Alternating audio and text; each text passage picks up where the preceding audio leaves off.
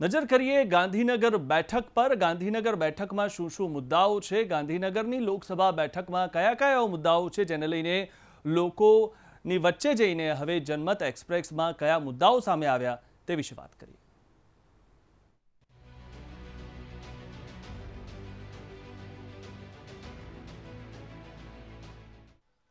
નમસ્કાર દર્શક મિત્રો, વીટીવીની વિશેષ રજૂઆત જનમત એક્સપ્રેસ 2024માં આપનું સ્વાગત છે। હું છું અંકુર રાવલ। દર્શક મિત્રો, આજે જનમત એક્સપ્રેસ આવી પહોંચી છે ગુજરાતની રાજકીય સત્તા કેન્દ્ર પર। બિલકુલ દર્શક મિત્રો, તમે સમજી જ ગયા હશો હું કયા લોકસભા મતવિસ્તારની વાત કરી રહ્યો છું। આજે જનમત એક્સપ્રેસ એ ગાંધીનગર લોકસભા મતવિસ્તારમાં આવી પહોંચી છે। આ બેઠકને હાઈ પ્રોફાઇલ માનવામાં આવે છે, અહીંયા લિટરસી રેશિયો પણ હાઈ છે। ત્યારે આજે એ જાણવાનો પ્રયત્ન કરવો છે કે અહીંયા મતદારોનો મિજાજ કેટલો હાઈ છે। 79% જેટલો મતવિસ્તાર એ શહેરમાં આવે છે અને 21% જેટલો મતવિસ્તાર એ ગ્રામ્યમાં આવે છે। તો શહેરના લોકો પોતાના પ્રતિનિધિ પાસેથી શું અપેક્ષા રાખી રહ્યા છે?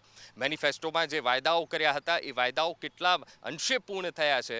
શહેરના લોકોની અપેક્ષાઓ પૂરી થઈ છે કે નહીં? તો સાથે સાથે ગ્રામ્ય લેવલના શું પ્રશ્નો છે? ગામડાનો માણસ શું ઈચ્છી રહ્યો છે પોતાના પ્રતિનિધિ પાસેથી? એ જાણવાનો પ્રયત્ન કરીશું આ જનમત એક્સપ્રેસમાં। ગાંધીનગર લોકસભા વિસ્તાર, જેને હાઈ પ્રોફાઇલ બેઠક માનવામાં આવે છે કેમ કે અહીંયાથી ભૂતપૂર્વ પ્રધાનમંત્રી અટલ બિહારી વાજપેયી, પૂર્વ નાયબ પ્રધાનમંત્રી લાલકૃષ્ણ અડવાણી પણ ચૂંટણી લડ્યા છે અને 2019થી દેશના ગૃહમંત્રી અમિત શાહ ગાંધીનગર લોકસભા વિસ્તારનું પ્રતિનિધિત્વ કરી રહ્યા છે। ત્યારે અમે ગાંધીનગર લોકસભા મતવિસ્તારમાં મતદારોનો મિજાજ જાણવા પહોંચ્યા છીએ, જ્યાં પહેલા જ એક કોલેજ સ્ટુડન્ટ અમને મળી અને તેમના વિચારો શિક્ષણ નીતિને લઈને કંઈક અલગ જોવા મળ્યા। શું કહ્યું તેમણે? આવો સાંભળીએ। હા, તો એ બધા પ્લેટફોર્મ્સ એવા ઊભા કરવા જોઈએ કે એની કોઈ બી એબિલિટી હોય તો એના પ્રમાણે એના જોબ મળે ઓર એનીથિંગ એલ્સ, ના કે ડિગ્રીઝ કે બાકી બધી વસ્તુઓ પર। સમટાઈમ્સ એવું હોય કે વ્યક્તિ ઓનેસ્ટલી ટેલેન્ટેડ હોય એન્ડ ઘણું બધું હોય એના, બટ સમટાઈમ્સ માર્ક્સ સારા ના હોય, ડિગ્રીઝ ના મળે અને એવું ઘણી વાર થાય છે। તો not because on degree but એની આવડત ઉપર બધું આપવું જોઈએ। વિદ્યાર્થીનીના મનની વાત જાણી અમે આગળ વધ્યા અને ગાંધીનગર જિલ્લા સેવા સદન બહાર કેટલાક વડીલ અને યુવાન તેમની વાતોમાં મશગુલ હતા। અમે ત્યાં પહોંચીને લોકસભાની ચૂંટણીને લઈને વાતચીત કરી। વીટીવીની જનમત એક્સપ્રેસ 2024 આજે ગાંધીનગર લોકસભા મતવિસ્તારમાં ફરી રહી છે। ત્યારે અહીંના મતદારોનો મિજાજ શું છે એ આપણે આજે જાણવાનો પ્રયત્ન કરીશું। ત્યારે જિલ્લા સેવા સદન પાસે આપણે આવી પહોંચ્યા છીએ। ત્યારે કેટલાક લોકો અહીંના આ મતવિસ્તારના લોકો આપણને મળ્યા, ત્યારે એમની પાસેથી જ આજે જાણવાનો પ્રયત્ન કરીએ કે આખરે અહીંયા ચૂંટણીનો માહોલ કેવો છે। કાકા, લોકસભા ચૂંટણી આવી રહી છે, કેવો માહોલ અત્યારે જોવા મળી રહ્યો છે? માહોલ બહુ સરસ છે ભાજપનો અને સારું કામે સારું છે ભાજપનું। ગાંધીનગર લોકસભા વિસ્તારમાં રોડ રસ્તા, ગ્રામીણ સુખાકારી વ્યવસ્થાઓ અને અવારનવાર નાનામાં નાના ફંક્શનોમાં, નાનામાં નાના કાર્યક્રમો, નાનામાં નાના તળાવ વિકાસને લઈને જેટલા પણ કામો થવા જોઈએ અવારનવાર એવું કહી શકાય કે દિલ્હી બેઠા બેઠા પણ દરેક બાબતનું, નાનામાં નાની વાતનું ધ્યાન રાખવું અને નાનામાં નાના કાર્યકર્તાઓને મળવાનો આગ્રહ રાખવો એવી ઉમ્મીદ ધરાવતા માનનીય અમિતભાઈ જ્યારે એના ઉમેદવાર જાહેર થયા છે, યુવા વર્ગ હોય, વૃદ્ધ હોય કે પછી એક સિનિયર સિટીઝન જેવા જે વ્યક્તિઓ છે, બધાના મતે એક જ વાત છે કે જે રીતે અત્યારે હાલ એક નારો ચાલે છે કે અબ કી બાર 400 પાર, જે આખા દેશમાં એક મુદ્દો નરેન્દ્રભાઈના નેતૃત્વમાં ચાલી રહ્યો છે, એ સાકાર થવામાં અમને નથી લાગતું કે કોઈ કચાશ રહે। હવે અમારી યાત્રા આગળ વધી અને ફૂટપાથ પર બેઠેલા એક ફેરિયા પર અમારી નજર પડી। ત્યારે એમની સાથે વાત કરવાનો પ્રયત્ન કર્યો। ત્યારે શું કહ્યું તેમણે? આવો સાંભળીએ। मोदी जी का इलाका है, अच्छा इलाका है। सब लोग यहाँ प्यार वाले हैं, मोहब्बत वाले हैं। ये नहीं है कि कैसा है कैसा नहीं है, सब लोग हेल्प करते हैं एक दूसरे की। अच्छा है यहाँ का, कोई किसी से मतलब ये नहीं है कि कैसा है कैसा, सब काम से काम रखते हैं अपने से, कोई किसी से मतलब नहीं रखता है। अच्छा है यहाँ का, बढ़िया लोग हैं, धंधा अच्छा चलता है अपना। बाहर से आए मतलब अच्छा चल रहा है। જેને મહેનત કરીને ખાવું છે તેના માટે કોઈ પણ નકારાત્મકતા નડતી નથી, એવું અન્ય રાજ્યમાંથી વેપાર કરવા આવેલા યુવાનની વાત પરથી લાગ્યું। ત્યાંથી આગળ અમારી નજર મોચી કામ કરીને ગુજરાન ચલાવતા એક વડીલ પર પડી અને એમની પાસેથી જાણવાનો પ્રયત્ન કર્યો કે મોંઘવારી કેટલી નડે છે। જે 50,000 રૂપિયા કમાતા હોય એમના માટે એ જ મોંઘવારી, અમે 100 રૂપિયા કમાઈએ તો અમારા માટે આ જ મોંઘવારી છે। હા, તો હા, 50,000 હા એ જ વસ્તુ અમારે લેવાની, એ જ વસ્તુ. હા કેવી રીતે કે 100 પહેલાં 70 રૂપિયા દાળ મળતી હતી, અત્યારે 150 ઉપર થઈ ગઈ છે. એ દાળ પાછી અમારે લેવાની. પછી ઘઉંના ભાવ, પછી તેલના ભાવ, શાકભાજીના ભાવ, એ બધું અમને જે 50,000 નહીં પોહાતું તો અમે અહીંયા 200 રૂપિયા કમાઈએ છીએ તો અમને ચાહી પોહાય કે. કાકા તો આકરા મૂડમાં દેખાયા. આગળ વધ્યા અને ત્યાં જ એક શિક્ષક અમારી પાસે આવ્યા અને ગાંધીનગરમાં સરકારી શાળાઓની શું સ્થિતિ છે તેને લઈને જે ધરાતલના પ્રશ્નો ઉજાગર કર્યા તો અમે અવાક રહી ગયા. શું કહ્યું શિક્ષકે? આવો સાંભળીએ. આપણે ગુજરાતનું પાટનગર ગાંધીનગર જે શિક્ષણની નગરી તરીકે ઓળખાય છે, આખા ગુજરાતનું શિક્ષણ કેન્દ્રબિંદુ કહેવાય, પણ ગુજરાતના પાટનગરમાં એક પણ સરકારી વિજ્ઞાન પ્રવાહની એક પણ શાળા નથી. હાલમાં બધી ગ્રાન્ટેબલ અને પ્રાઇવેટ છે. અને બીજું કે શિક્ષણ નગરી હોય તો સંપૂર્ણ શિક્ષણ મળવું જોઈએ. ગાંધીનગર પાટનગરના લગભગ 200થી 300 વિદ્યાર્થીઓ જે હિન્દી મીડિયમમાં કોલેજ કર્યા છે એમને અમદાવાદ જવું પડે છે. એટલે શિક્ષણ નગરી હોય તો ત્રણેય માધ્યમમાં જેમ ગાંધીજી કીધું હતું કે ત્રિભાષી ફોર્મ્યુલા હોવી જોઈએ શિક્ષણમાં, એટલે માતૃભાષા જળવાય, રાષ્ટ્રભાષા જળવાય અને ઇંગ્લિશનું પણ જે તે વ્યક્તિઓને ન્યાય મળી શકે. શિક્ષણ નગરીમાં એ જ મારું કહેવું કે અમારા બધા શિક્ષક વર્ગો, જે શિક્ષકો છે ટેટ ટાટ બધા ભણેલા, બહુ જ ભણેલા શિક્ષિત છે, એમને બનતા સુધી સરકારી શાળાઓ બચી જાય અને એમને યોગ્ય એમનું આર્થિક રીતે સુરક્ષા મળે એ બાબતે પાટનગરમાં તો બધી સરકારી શાળાઓ સૌથી સારામાં સારી અને એમાં પૂરા 5 મીડિયમની ઇંગ્લિશ મીડિયમ સ્કૂલો છે, પણ એમાં સ્ટાફની બહુ જ અછત છે. ગાંધીનગર કે જ્યાંથી ગુજરાત રાજ્યની નીતિઓ ઘડાય છે ત્યાં જ શિક્ષણ સામે સવાલ ઊભા થતા જોવા મળ્યા. ત્યાંથી અમે આગળ વધ્યા અને ગાંધીનગર બસ સ્ટેન્ડ પર પહોંચ્યા. અહીંયા એક બેન મળ્યા અને સોનાના વધતા ભાવ અને રોજગારીના પ્રશ્નને લઈને કેટલી મુશ્કેલી પડી રહી છે તે પીડાને વર્ણવી. મોંઘવારી બહુ વધી છે. અમારા નાના માણાને બહુ કષ્ટી પડે છે અમને કે શું કરવું આગળ, ને સોનું એટલું બધું ચડાવી દીધું, શું કરવું, અમારા દીકરાઓને પરણાવવા, કેવી રીતે પરણાવવા, અમારે બહુ વિચાર કરવો પડે છે. પરિસ્થિતિ આવીને આવી જ છે. 10,000માં પૂરું કરીએ, અત્યારે મોંઘવારી પ્રમાણે અમારે પૂરું થતું નથી. એમ છોકરાને ભણાયા ગણાયા અમે તો એનો થોડો વિકાસ તો થવો પડે ને. નોકરી માટે થાય જાય છે તો ઇન્ટરવ્યૂ દઈને પાછા આવે છે. મહત્વની બાબત એ કે નોકરી માટે સંતાન ઇન્ટરવ્યૂ આપીને પાછા આવી જાય છે, જેથી રોજગારીના પ્રશ્નને પણ તેમણે વાચા આપી. ત્યાં જ અમને એક બીજા બેન મળ્યા જેમણે હાલમાં સમાજમાં સ્ત્રીની કેવી સ્થિતિ છે તેનો ચિતાર આપ્યો. મોટી મોટી વાતો જ થઈ રહી છે, ખાલી એના માન સન્માન માટે કોઈ જ આગળ વધ્યું નથી.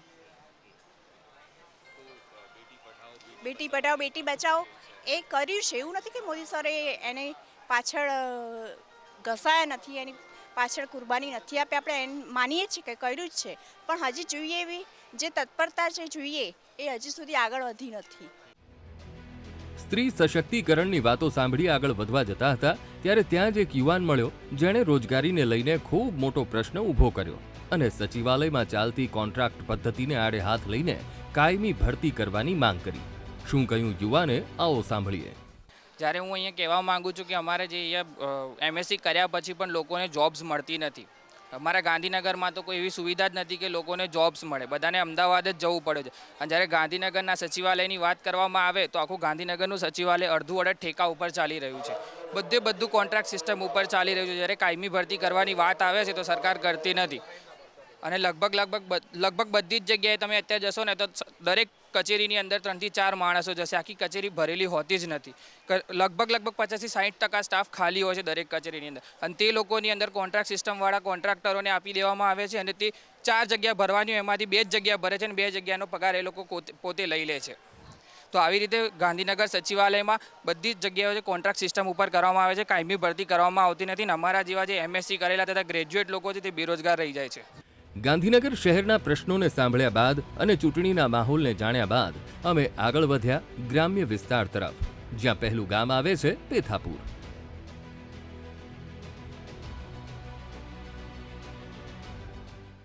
દર્શક મિત્રો, જનમત એક્સપ્રેસ 2024 હવે આવી પહોંચી છે ગાંધીનગર લોકસભા મત વિસ્તારના ગામડાઓમાં. અને સૌથી પહેલાં જો ગામડાની વાત કરવામાં આવે તો પહેલું આવે છે પેથાપુર, પછી રાંધેજા આવે છે, પછી રૂપાલ આવે છે. ત્યારે અહીંના લોકોનો મિજાજ શું છે, કેવી આશા અપેક્ષા પોતાના પ્રતિનિધિ, પોતાના ઉમેદવાર પાસેથી રાખી રહ્યા છે, આવો જાણીએ આ જનમત એક્સપ્રેસમાં. ગાંધીનગરથી આગળ વધતા જનમત એક્સપ્રેસ રાંધેજા તરફ આગળ જવા માટે નીકળી.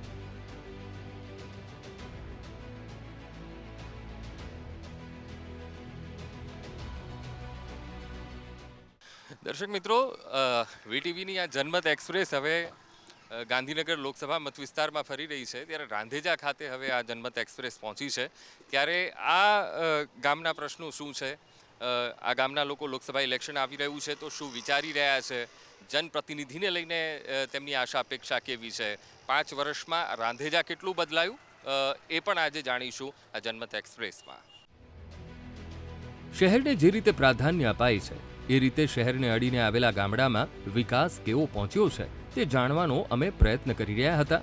ત્યાં અમને કાકા મળ્યા, જેમણે ગામના લોકોની સ્થિતિ અને ચૂંટણી વખતે કેવો માહોલ ગામમાં હોય તેને લઈને વાત કરી. જ્યાદા લોકો જમીન પટેલ કે જે કોઈ પણ કોઈ હોય જમીનો વેચીને કોઈની તાકાત નહીં લોકો બાથરૂમ બનાવીએ નવું એવી, પણ જેને જમીન વેચીને એના પૈસા આવ્યા એમને 12 ફ્લેટ લીધા. બરાબર. તો અહીંના લોકલ રાંધેજાના જે લોકલ લોકો છે એ લોકોની કેવી પરિસ્થિતિ છે? દરેક બસ આ જ કોઈ પરિસ્થિતિ આ જોતા ખોઈ પીને મજા કરી, સરકાર આપે આ બધું લઈને વાપરી, અને હવે ચૂંટણી આવી રીતે ઓર મજા આવશે. દારૂ નથી મળે તો દારૂ મળશે હવે પાછો. હા, વાયદા વચન આપે છે તો એ પૂરા થાય છે કે પછી? મારા કરતા તો તમને વધુ ખબર હોય. તમે અહીંયા રહો છો ને એટલા માટે હું તમને પૂછું છું. તમારી વાત સાચી છે. મારા કાકા એક તો જો એકદમ બહુ સાચું બોલાય એવું નહીં, સાચું બોલ્યા તો મર્યા તારે એવું છે. વાત સાચી છે. મોંઘવારી જે રીતે વિકાસ વધી રહ્યો છે સામે મોંઘવારી પણ વધી રહી છે. મોંઘવારી તો જબરજસ્ત વધી, જબરજસ્ત અસર તો. અત્યારે 200 માણસ તરીકે શું વિચારો? 200 રૂપિયા તુવેરની દાળ થઈ, પેટ્રોલ 97-98, ગેસનો બાટલો વધી ગયો, બાકી તો કશું રાખ્યું નહીં હવે, ખાલી આ ચોપડી સિવાય.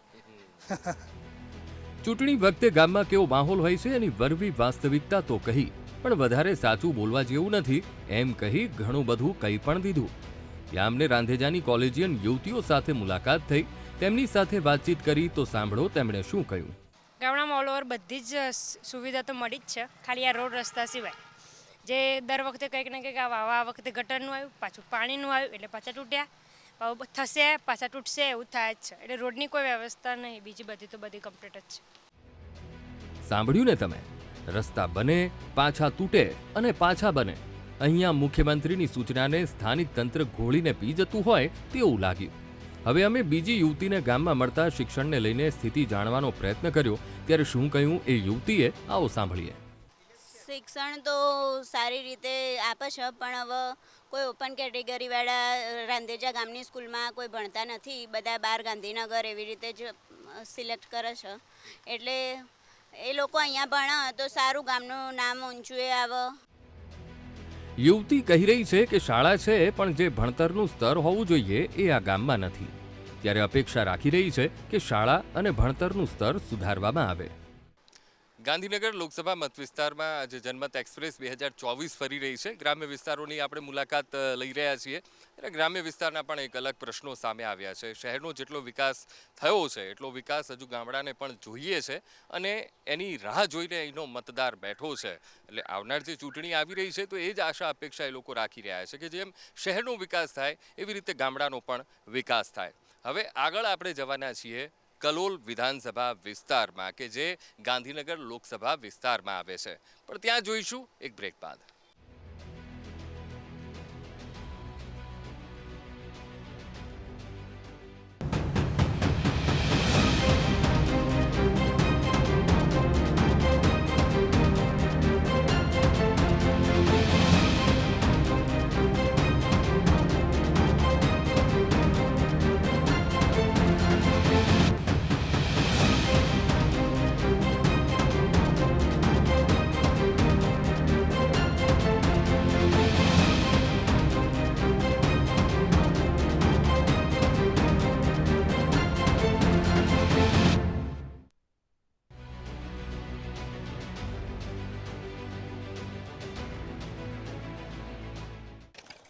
વિરામ બાદ દર્શક મિત્રો અમારી વિશેષ રજૂઆત જનમત એક્સપ્રેસમાં આપનું સ્વાગત છે. કલોલ વિધાનસભા વિસ્તારમાં પહોંચીએ એ પહેલાં એક વચ્ચે ખેતર આવ્યું અને ખેતરમાં કામ કરતા ખેડૂતો આપણને જોવા મળ્યા.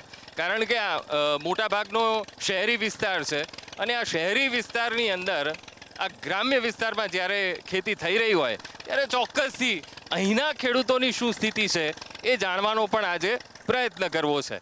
ત્યારે એવા જ એક ખેડૂત સાથે આપણે વાત કરવા જઈ રહ્યા છીએ કે જે અત્યારે બિયારણ તો તેમણે વાવ્યું છે પણ સાથે સાથે અહીંયા તેઓ ખેતી પણ કરી રહ્યા છે.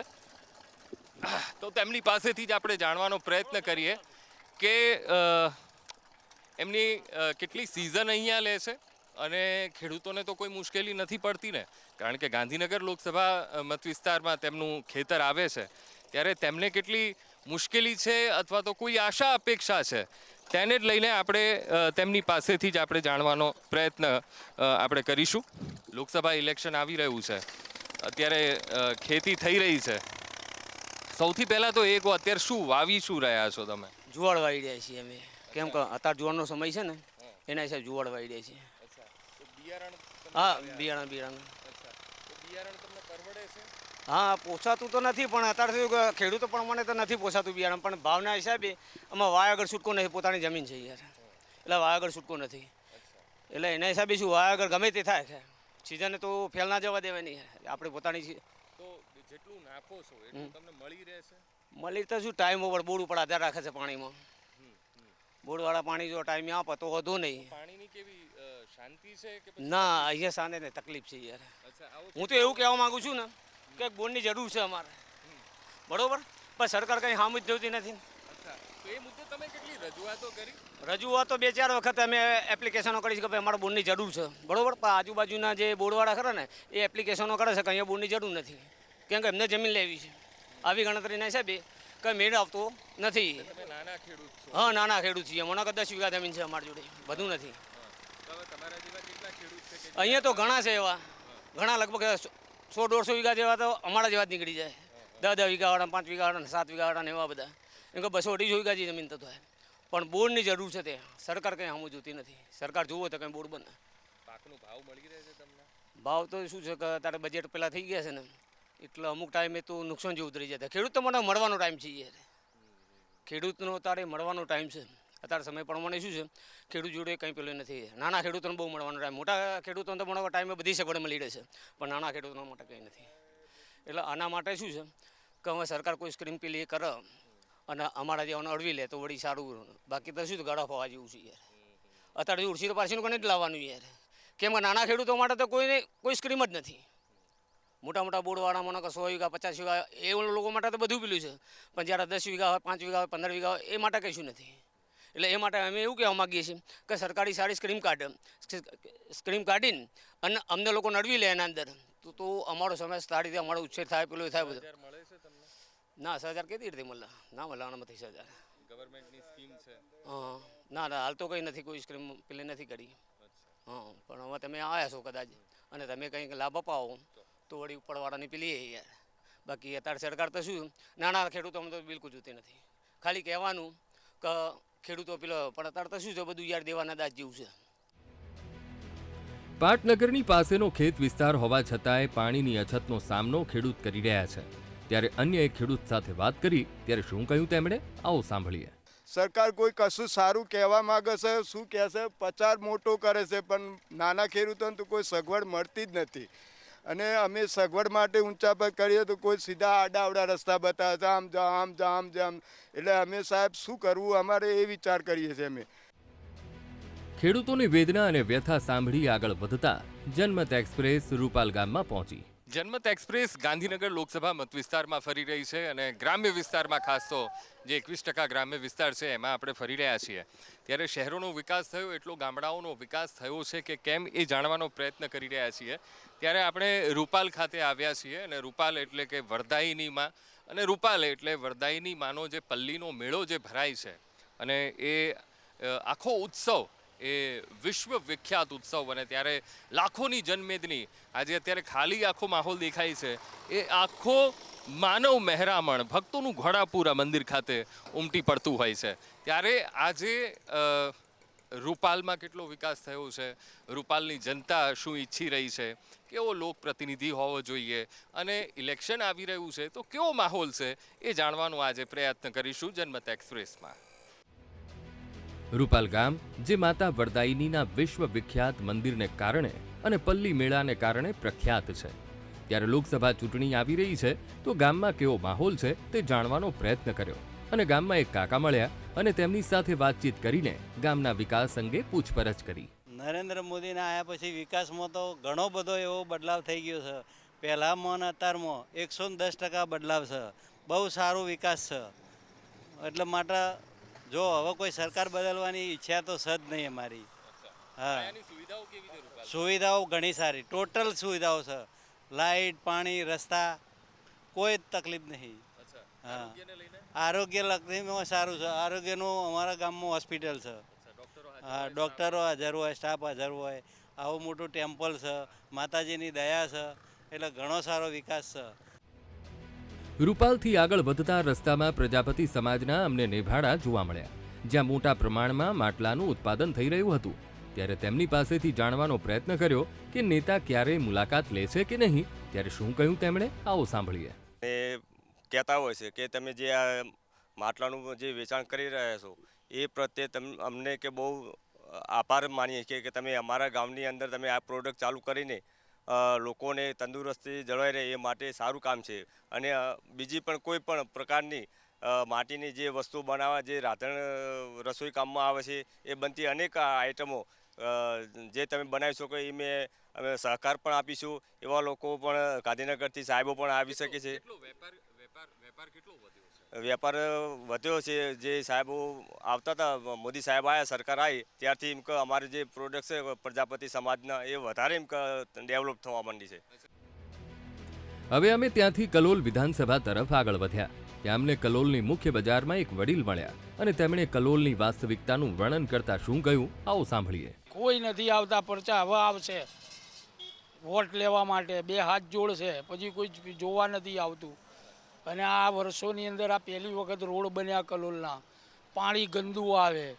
હમણાં કંઈક રોડ બનાવ્યા આરસીસીના, એ પાછા તોડીને પાઇપલાઇનો નાખી.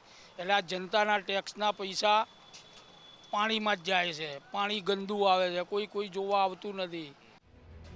વિકાસની પાછળ કેટલો ભ્રષ્ટાચાર થાય છે તેનાથી તો માહિતગાર કર્યા, પણ સાથે સાથે અહીંયા પણ મુખ્યમંત્રીના આદેશને સ્થાનિક તંત્ર ઘોળીને પી જતું હોય તેવું લાગ્યું.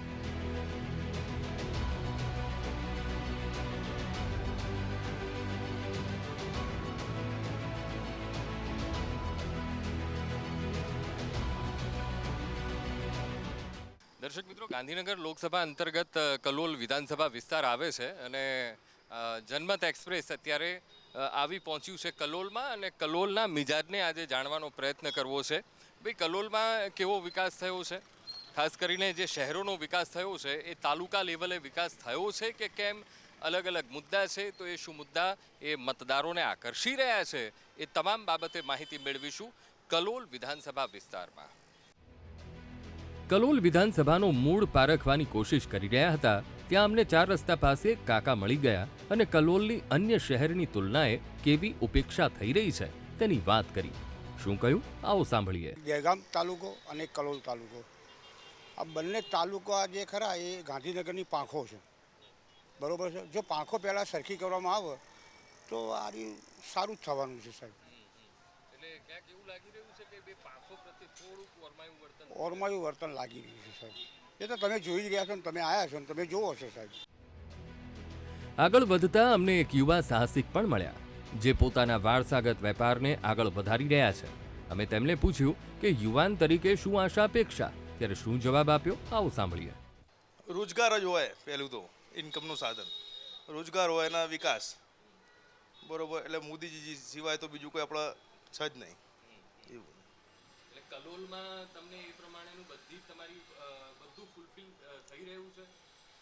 થોડું થઈ રહ્યું છે, થોડું નથી થઈ રહ્યું, એવું છે. યુવાનોના પ્રશ્નો જાણી અમારી ટીમ કલોલ વિધાનસભાથી ગાંધીનગર લોકસભા અંતર્ગત આવતી સાબરમતી વિધાનસભા તરફ આગળ વધી. ગાંધીનગર લોકસભા અંતર્ગત આપણે જનમત એક્સપ્રેસ આવી પહોંચી છે સાબરમતી વિધાનસભા ક્ષેત્રમાં, કારણ કે સાબરમતી વિધાનસભા ક્ષેત્ર એ ગાંધીનગર લોકસભામાં આવે છે ત્યારે સાબરમતી કેટલું બદલાયું છે. સાબરમતીના રામનગર ચોકમાં આપણે અહીંયા ઊભા છે ત્યારે એક સમય એવો હતો કે જ્યારે અહીંયા અમદાવાદના હાર્દ સમાન લાલ બસો એ અહીંયા આવતી હતી અને અહીંથી લોકો એ સવારી કરતા હતા. ત્યારે સાબરમતીની જનતા શું વિચારી રહી છે એ આજે જાણવાનો જનમત એક્સપ્રેસમાં પ્રયત્ન કરીશું.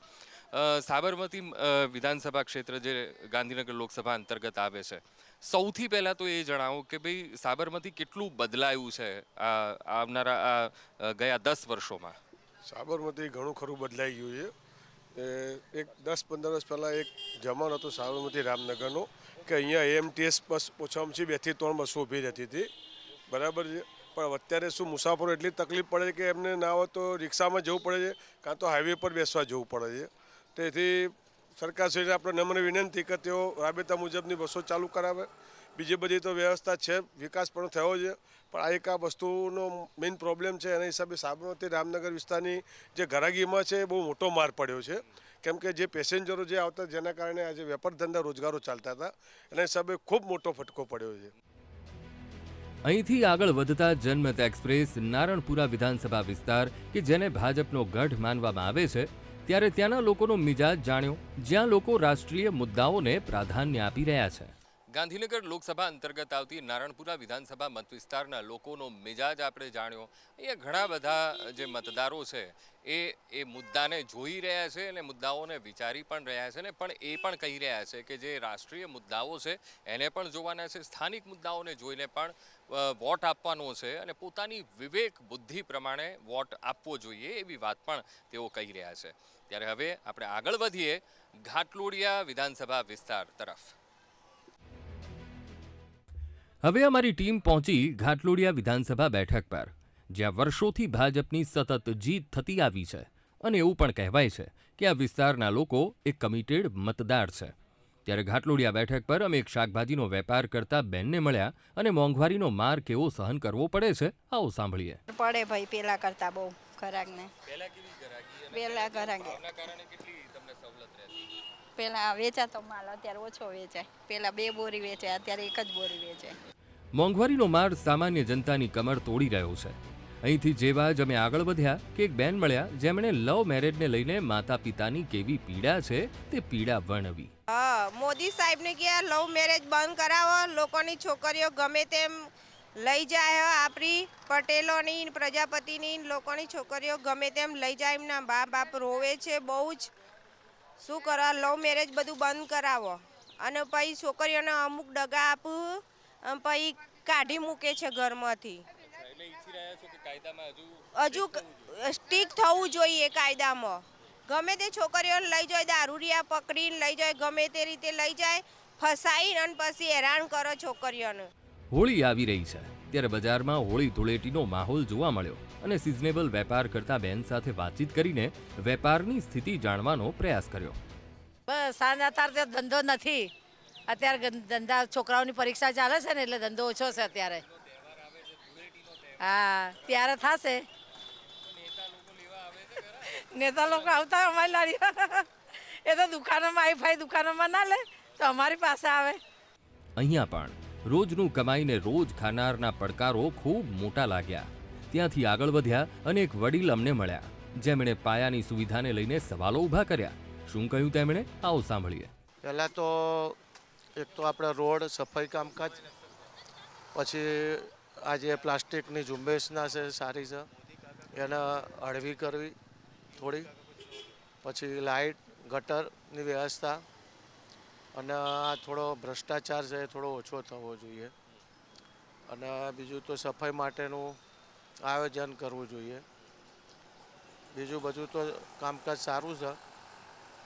બીજા કોઈ જે ગરીબોના સ્કીમોના લાભ મળવા જોઈએ એ મળવા જોઈએ, એના માટેની વ્યવસ્થા કરવી જોઈએ.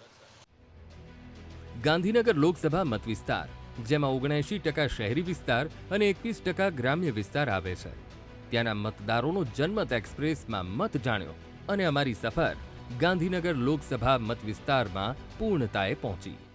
આજે જનમત એક્સપ્રેસ 2024 ગાંધીનગર લોકસભા મત વિસ્તારમાં ફરી અને અહીંના મતદારોનો મિજાજ આપણે જાણ્યો, લોકો કયા કયા મુદ્દાને જોઈ રહ્યા છે તે પણ જાણ્યું, અને સાથે સાથે આ બેઠક એવી છે કે અમદાવાદના મતદારોનો મત આ બેઠક પર ખૂબ જ નિર્ણાયક સાબિત થતો હોય છે. એટલે મહત્તમ ત્યાંના લોકોને જાણવાનો પ્રયત્ન કર્યો કે ત્યાંના મતદારો શું વિચારી રહ્યા છે.